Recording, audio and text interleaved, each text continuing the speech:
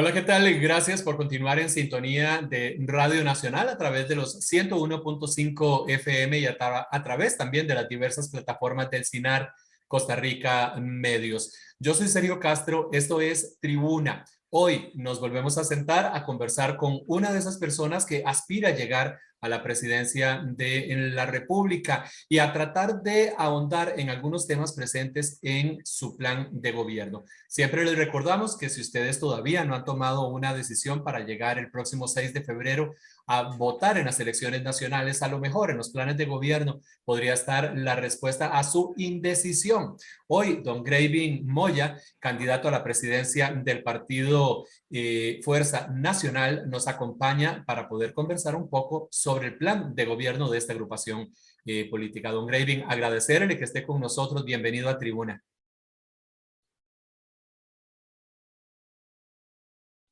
Muy amable usted por invitarme y estoy aquí a la disposición suya y de sus oyentes con mucho gusto, como un deber nuestro para que conozcan nuestras propuestas, y aquí estamos a la orden suya. Gracias, don Graving. Vamos a empezar con uno de los temas que obviamente le preocupa a la gente, que tiene que ver con la Caja Costarricense del Seguro Social. Hay una propuesta presente en el plan de gobierno de ustedes para que las personas tengan la posibilidad de asegurarse de acuerdo a la cantidad de horas que laboran. Y esto vendría a representar una flexibilización en la legislación existente. Yo le consulto, ¿esto se puede hacer desde el Ejecutivo? ¿Implicaría esta propuesta una tramitología dentro de Asamblea Legislativa? ¿Cuál es la propuesta en sí? ¿Cómo la lograrían? Cuéntenme. Bueno, esto es una idea, pero que se enmarca de otro asunto que nos preocupa mucho a nosotros, que es que hay muchos trabajadores informales que no están involucrados con la caja. Y esto produce que estemos en un desbalance muy grande porque casi la mitad de los trabajadores no están involucrados con la caja. Estos son los trabajadores informales. Y muchas veces es porque existe algunos reglamentos y normas dentro de la caja que no permite algún tipo de aseguramiento por horas o algún sistema en que el asegurado pueda involucrarse con mayores facilidades en el sistema. Entonces, lo que nosotros proponemos de fondo es que la caja debe crear mayores facilidades para que esta gran cantidad de gente que está en la informalidad, que no está involucrada dentro de la caja y que evidentemente la caja le está dando el servicio a casi a toda la población, con el sistema de cobertura y de universalización del servicio, entonces hay un desbalance fuertísimo. Entonces, lo que nosotros más que todo provocaríamos es que la gente que está en la informalidad, la gente que está en una condición en que no puede involucrarse porque tiene un total de horas que no le permite la caja involucrarse, si no es cumpliendo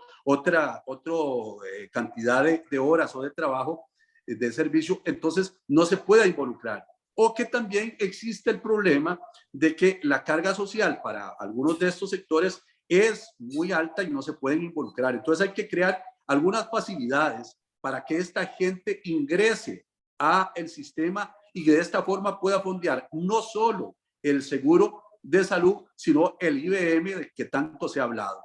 Por eso nosotros consideramos que hay que buscar facilidades. Incluso hay un gran segmento de profesionales que no pueden involucrarse o que están en una situación de irregularidad, digamos, o que no están dentro del sistema, precisamente porque el costo es muy alto. Tiene que cubrir la cuota obrera y la cuota patronal, y eso se eleva muchísimo.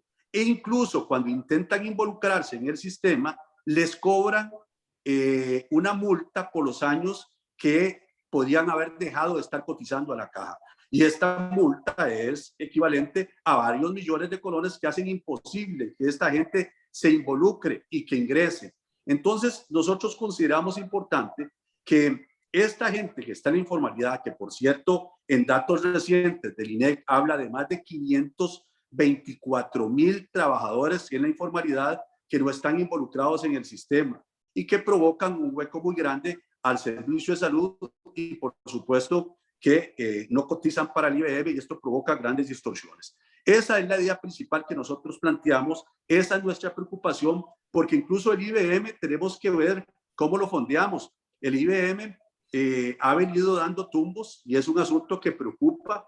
Nosotros creemos que también si mucha de esta gente en la informalidad pasa a la formalidad, también va a fondear el IBM. Y si también provocamos que el Estado le pague la deuda a la caja, también va a fondear más los servicios de salud y el IBM correspondiente, porque todos sabemos que el principal deudor de la caja es el mismo Estado, de miles de millones de colones. Y si además nosotros provocamos que exista, digamos, en el caso del IBM, un mejor rendimiento, y por eso nosotros estamos también de acuerdo en que los dineros del IBM, en lugar de estarse colocando en sistemas financieros o entidades financieras internacionales con rendimientos menores, debería más bien tomarse ese dinero para invertirlo en obra pública donde podría obtener mayores y mejores rendimientos.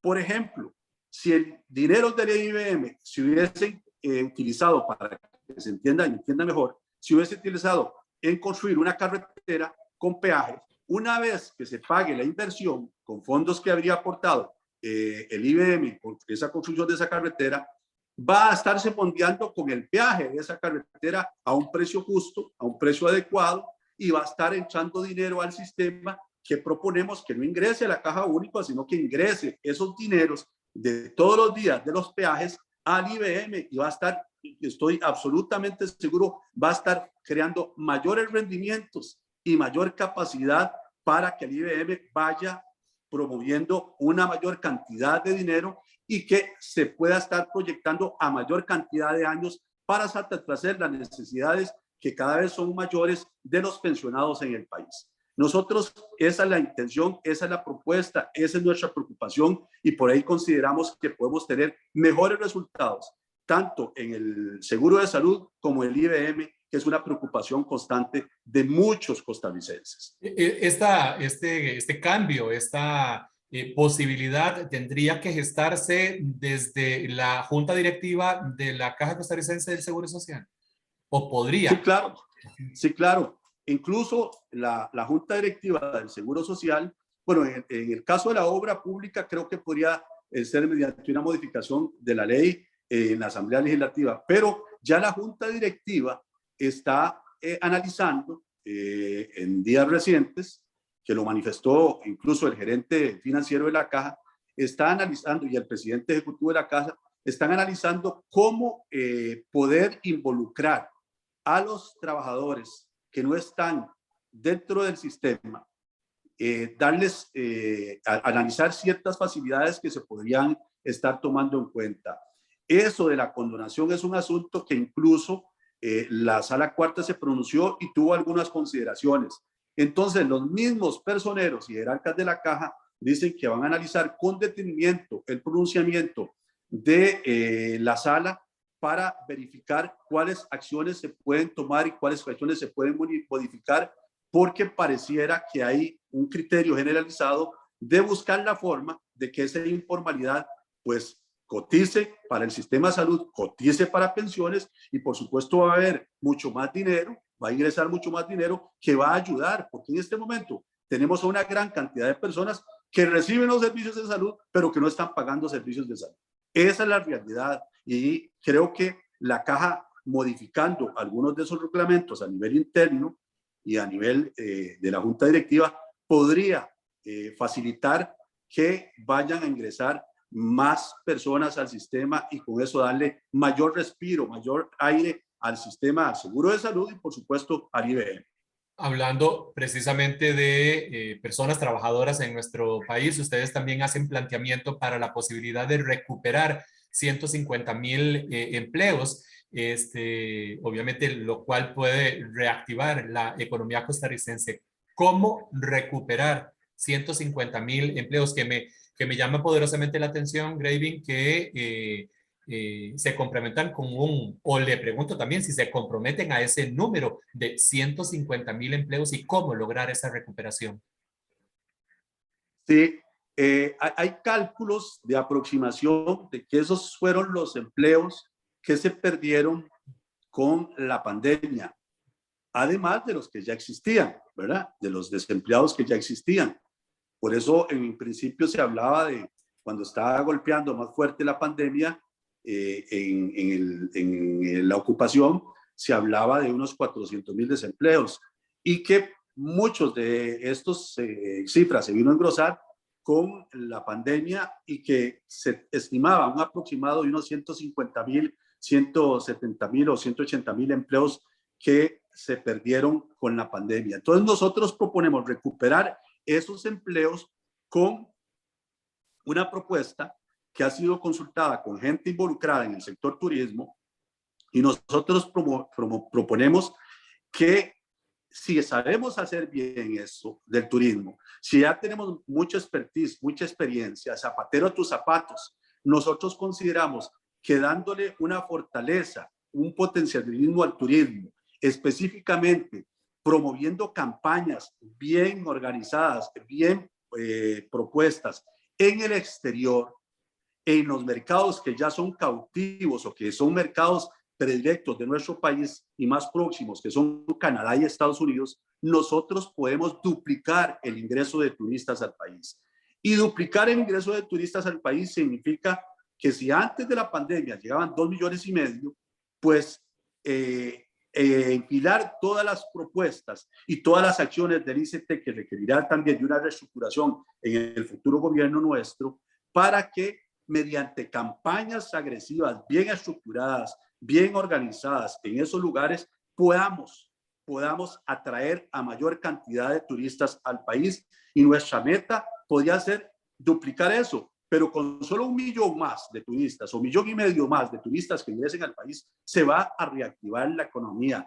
Va a haber un encadenamiento en la economía que va a crear mayores empleos, tanto en los restaurantes, tanto en los hoteles, en las sodas, en las cabinas, en los pequeños y medianos hoteles, en la gente del transporte, en la gente que produce la comida para esos hoteles, para esos restaurantes, que le da servicio de asistencia de bienes y servicios a toda esa estructura de turismo. Con eso vamos a crear más empleos y vamos a recuperar esos empleos que perdimos. Y además, vamos a producir una reactivación más rápida.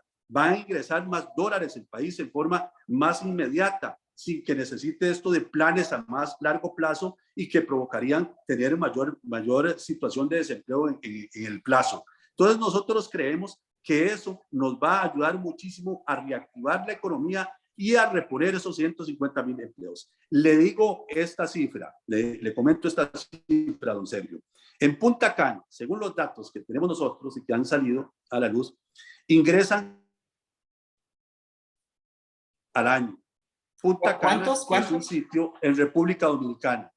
Nosotros respetamos todo lo que ofrece Punta Cana, pero nosotros tenemos mayor diversidad de atractivo turístico. No solo tenemos las playas, tenemos los parques nacionales, tenemos este turismo verde que es atractivo de esas zonas de Estados Unidos y Canadá y también de países europeos. Tenemos mayor oferta para que las personas puedan ingresar al país y que puedan ir al Atlántico como al Pacífico, a la montaña como a la playa. Entonces tenemos mayor oferta y nosotros creemos firmemente que esa va a ser una de nuestras propuestas exitosas que le vamos a poner ganas y que vamos a reestructurar también el ICT en esa dirección para que nosotros podamos reactivar la economía, podamos generar esos empleos perdidos y muchos más, porque en ese encadenamiento que genera el turismo, esa industria sin chimeneas, va a ser muy importante para atraer a mucha gente que está rezagada y que ha sufrido muchísimo con esta pandemia, principalmente los del sector turístico, y también hay que considerar a los de la construcción. Nosotros creemos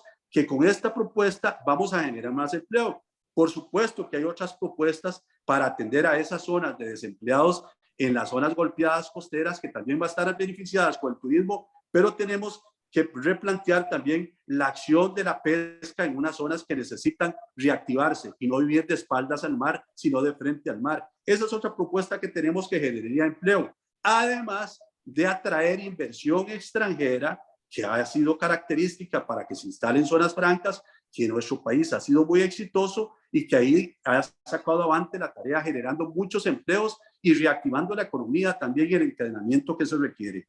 Hay que traer mayor inversión extranjera y, por cierto, yo tengo conocimiento que hay empresas haciendo fila y que están a la espera de ampliar más el parque industrial en Cartago para instalarse y para venir acá a generar los beneficios que se generan zonas francas por estar instalado ahí, pero también generar sus productos y generar empleo y encadenamientos productivos que son muy importantes en este momento para el país. Yo creo que con esa propuesta de turismo vamos a sacar la tarea, además de estas otras que consideramos importantes y además de darle mayor auge a la construcción, que también es una zona golpeada o es un área golpeada por los efectos de la pandemia. Entonces, en esa dirección, creo que nosotros podríamos ir muy bien para ir sacando la tarea de reactivar la economía.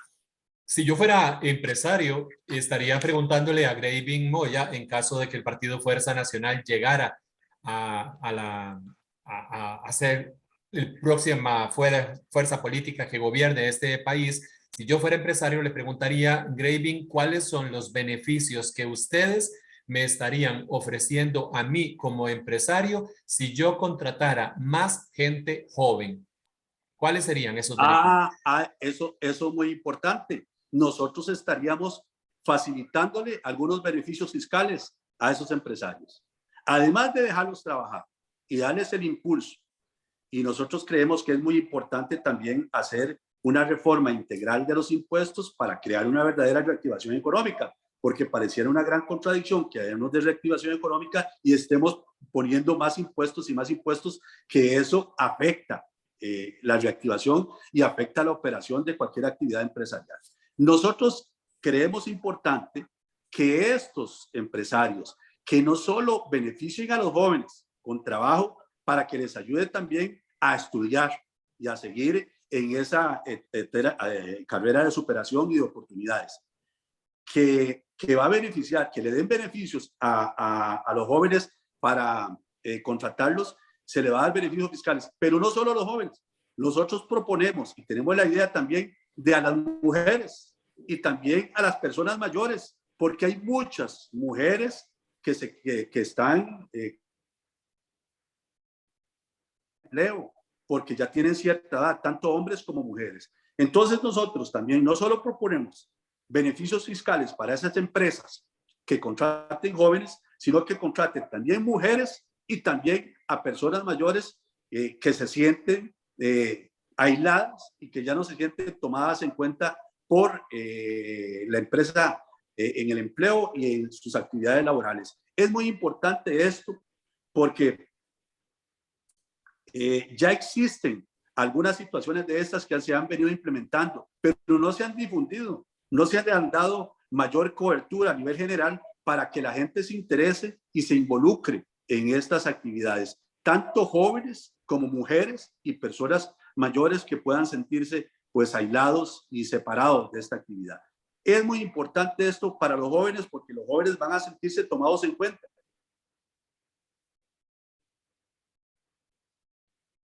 Aislados, que a veces no los contratan en alguna actividad porque no tienen experiencia o porque no tienen algunas capacidades que podrían también fomentarse.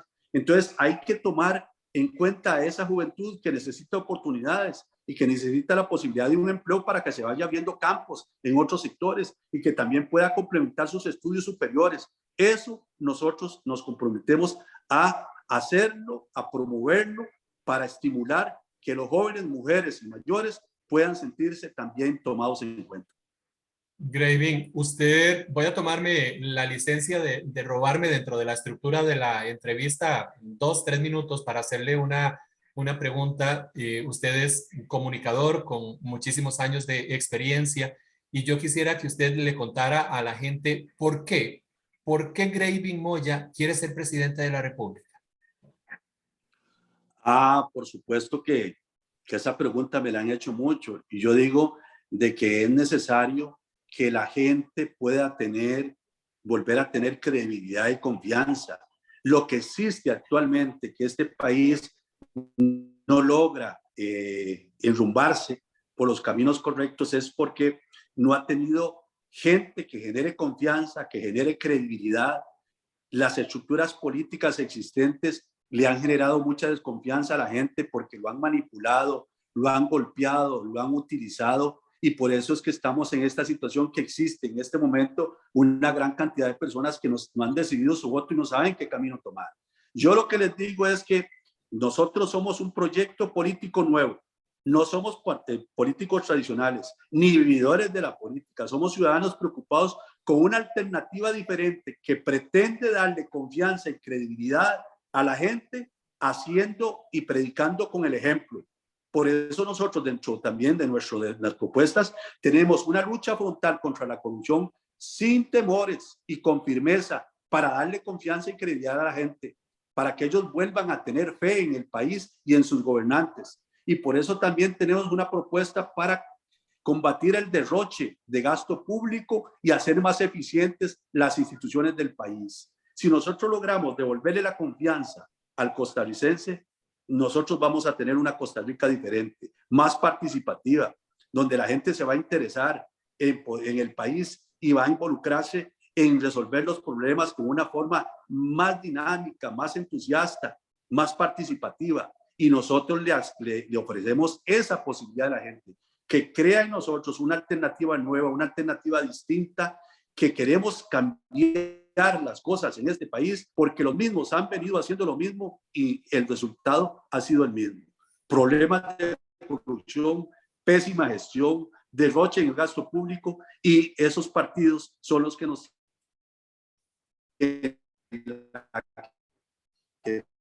muchos resienten con apatración, con resfrío, con desgano sobre toda esta situación que está pasando el país. Y nosotros ofrecemos una alternativa diferente, con un horizonte más promisorio, para eliminar esos nubarrones oscuros que la mayoría de la gente ve en el horizonte, y por eso estamos en esta situación. Nosotros ofrecemos trabajo, dedicación por el bien común de Costa Rica, y ofrecemos esa posibilidad a la gente para que vuelva a tener fe en el país. Quien acceda al plan de gobierno del partido Fuerza Nacional verá una propuesta que hay en relación a los terrenos ociosos que hay en algunos cantones de nuestro país. Para nadie es un secreto que hay terrenos municipales que efectivamente están ociosos. Yo hago la advertencia, obviamente, y don Graving lo sabe, los gobiernos locales, las municipalidades son autónomas y pueden decidir, pero ustedes tienen una propuesta para la utilización de estos terrenos. ¿Qué fin tendrían esos terrenos ociosos y cómo lo lograrían? Bueno, es que yo creo que eso se refiere más bien a la necesidad de implementar proyectos de vivienda que ayuden a solucionar ese problema en el país. ¿Qué es lo que pasa? ¿Qué es lo que pasa en este momento? O terrenos o para ordenar la casa propiamente, porque hay instituciones que tienen terrenos, digamos, que no utiliza, y por supuesto que ordenando la casa y ordenando todos esos bienes podría tener una mejor gestión y una mejor administración, podría ingresar recursos para esas instituciones, y no tener esos terrenos ociosos sin hacer nada y con los problemas de administración y mantenimiento. Pero lo que nosotros también estamos muy preocupados es por la vivienda. Y resulta que hay muchas instituciones que están involucradas en la vivienda. Nosotros proponemos un instituto de la vivienda que aglomere, y con eso también le hacemos un favor a reformar el Estado para que no haya duplicidad de funciones y evitar o aumentar el gasto. Proponemos que ese instituto aglomere tanto al INPO como al Ministerio de la Vivienda, al BAMBI y mutuales que se dedican a resolver el problema de la vivienda, y hacerlo en forma de mejorar la gestión y administrar mejor los recursos. En este caso, por ejemplo, el INBU, que está quebrado y que no resuelve ya muchas de sus acciones por las cuales fue creado, tiene cualquier cantidad de terrenos en el país. Eso no lo digo yo, sino lo han venido diciendo incluso informes de la Contraloría, y que no hacen nada con esos terrenos. Esos terrenos deberían utilizarse para desarrollar proyectos de vivienda de interés social, y que el Instituto de la Vivienda se enfoque a resolver prioritariamente el problema de vivienda de interés social. En nuestro país, desde hace muchos años, los precarios siguen aumentando y no se resuelven los problemas de vivienda de esa cantidad de personas que viven en precarios y que necesitan una vivienda de interés social. Hay alrededor de 480 tujurios o precarios, precarios alrededor del país y máxime alrededor del área metropolitana. Y resulta que el BAMBI, el LIMBO, el Ministerio de Vivienda, no ha resuelto el problema prioritario de esos sectores o de esos sitios donde se aglomeran los bolsones de miseria. Hay que hacer un esfuerzo para replantearse las políticas que se han venido diseñando con relación a la vivienda para que este Instituto de la Vivienda se dirija con prioridad a resolver el problema de esos precarios y le dé vivienda digna a esas personas que viven ahí. Porque con eso vamos a reducir la pobreza, a atacar los bolsones de miseria que hay allí y vamos a reducir también gasto en salud, porque muchos de esos precarios, donde viven muchísimas familias, le generan un gasto muy grande en salud porque por las condiciones en que viven, tienen que estar en el EVAIS casi permanentemente. Son los mejores clientes de los EVAIS por sus condiciones que viven de miseria. Y eso ayudaría muchísimo y nos daría un mayor esfuerzo para que esa gente se vaya integrando a la educación y poderles ofrecer también carreras técnicas o oficios técnicos donde ellos van a tener mayores posibilidades de surgir con el empleo. Entonces, si nosotros nos enfocamos a utilizar bien esas propiedades, eso que está ocioso, en el caso del BAMBI, del INBU, y que tiene muchos terrenos, reorientarlos para que sirvan para desarrollos de vivienda de interés social, nos ayudaría muchísimo y no necesitaríamos gastar tanto dinero yendo o comprando terrenos en otros sitios donde aumenta más bien el gasto y no resuelve el problema principal, que es construir vivienda de interés social para que los precarios podamos erradicarlos en forma efectiva. Y en esto tenemos que hacer un replanteamiento, porque lo que se ha venido haciendo, don Sergio, a lo largo del tiempo, digamos, en el campo de vivienda, hemos visto que ha sido como un nadadito de perro y al final de cuentas no resolvemos el problema principal, que es de los precarios. Incluso se cuestiona muchísimo quién está recibiendo la vivienda. Muchos de estos que están recibiendo la vivienda la tienen alquilada a terceros o no la necesitaban. Hay casas que están desocupadas y construidas con bono y no se sabe cómo se construyen y están en esa situación. Yo tengo muchísimos casos en los cuales yo, incluso en mi carrera periodística, los planteé de que hay una necesidad de revisar a quién se le está dirigiendo esa ayuda social, cómo se está haciendo. Es necesario un auditoraje para ver quién está recibiendo esto y de qué manera, y si es la persona que califica para recibir esos beneficios. Entonces, esto es un replanteamiento, esto es un asunto de manejo integral para poder nosotros tener una mayor posibilidad de ejercer una buena gestión en las instituciones, porque eso ha venido siendo también un lunar muy fuerte y que nos queda debiendo. Las instituciones no tienen una buena gestión y esto lo ha venido diciendo la Contraloría en múltiples ocasiones y es un asunto que hay que resolver. Y hay muchas instituciones que no han venido productos y alcantarillado, que para mi criterio tiene retenida la reactivación económica porque no da visados de agua o da permisos de agua a muchos desarrollos inmobiliarios que existen en el país y que podrían reactivar la economía en un área tan deprimida como es la construcción. Pasando o tratando de pasar de un tema o de un extremo a otro, de la gente que no tiene ni siquiera una solución de vivienda, nos vamos a quienes tienen pensiones de lujo, tema que se utiliza en campaña graving para hacer promesas. Ustedes prometen hacer una reducción en las pensiones de lujo cargadas al presupuesto, obviamente, y esto quiere decir que si se lograra, ¿de qué forma, sin que me diga una cifra, por supuesto, de qué forma impactaría positivamente en el presupuesto del país? No, vea, estamos claros en que las pensiones de lujo es un beneficio grosero, digamos, que la gente critica por la diferencia que hay en el trato y digamos, en las pensiones, que algunas reciben muy poco y hay otros que reciben millones. Pero los técnicos dicen que esas pensiones de lujo pues no impactarían tanto en el presupuesto nacional. Lo que sí hay que resolver es el problema con la mayoría de las pensiones del IBM, ¿verdad? Porque eso sí genera un problema serio y hay que ir resolviéndolo. Pero las pensiones de lujo, yo creo que eso más bien hay que eliminar esos sistemas porque generan una diferencia odiosa y que provoca una situación muy criticable y que golpea las fibras más sensibles también de los costarricenses.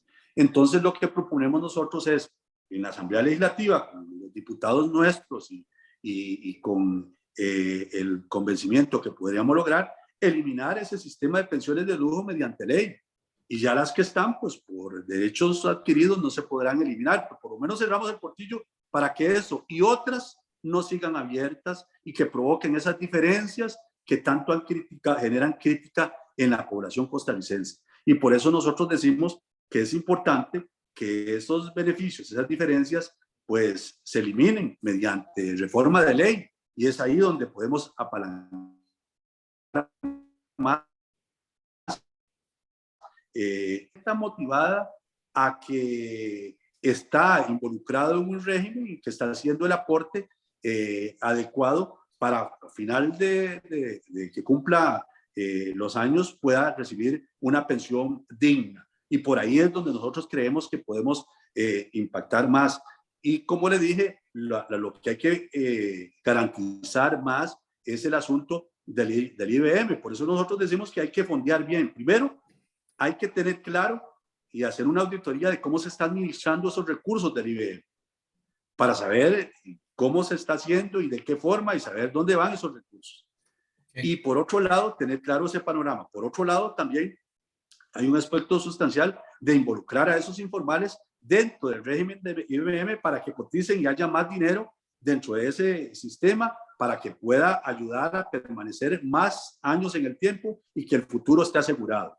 Y por otro lado, ese aspecto muy importante que le comenté, de que podamos tener la posibilidad de que esos fondos generen mayores rendimientos. Porque ¿qué es lo que está pasando actualmente? Esos fondos los colocan las autoridades de la caja competentes, los responsables, en bonos en entidades financieras extranjeras para que generen rendimientos. Pero resulta que nosotros, si tomamos ese dinero del IBM, lo invertimos en obra pública, no solo va a reactivar más la economía, va a generar mayor actividad de empleo en esas áreas, sino que va a tener mayores rendimientos que nos dan mayor sostenibilidad al régimen. Por eso yo decía que si nosotros, para poner un ejemplo, hubiésemos construido con esos fondos del IBM la Ruta 27, después de haber sacado la inversión, que puede ser a 4 o 5 años, de lo invertido en esa carretera, estaríamos recuperando esos dineros invertidos mediante peajes, ¿verdad? Y fondeando, después de sacar la inversión, diariamente al sistema del IBM con los peajes diarios y con lo que genera eso diariamente. Imagínense por mes cuánto puede ser.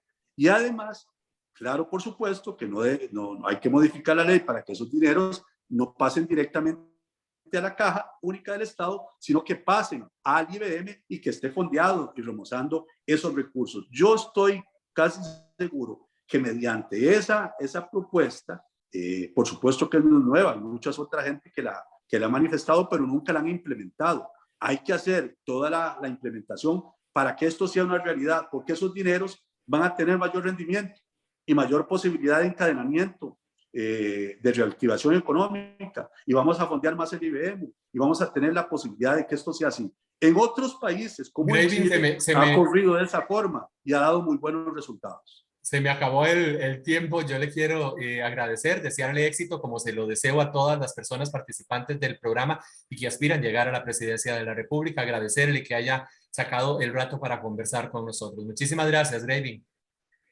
Muchas gracias, don Sergio. Muy amable por brindarme este espacio para plantear nuestras propuestas y decirle a la gente que confíe en nosotros, que somos gente preocupada, ciudadanos preocupados por el país y que queremos aportar nuestro granito de arena y arrollarnos las mangas para trabajar por Costa Rica. Muchas gracias. Gracias. Esto fue solamente una pincelada del plan de gobierno del Partido Fuerza Nacional con Graving Moya a la cabeza. Si usted quiere ahondar más, también puede ingresar a la página del Tribunal Supremo de Elecciones para poder acceder de él. Nosotros nos tenemos que despedir, pero nos volvemos a encontrar en un nuevo tribuna. Que pasen excelente resto del día.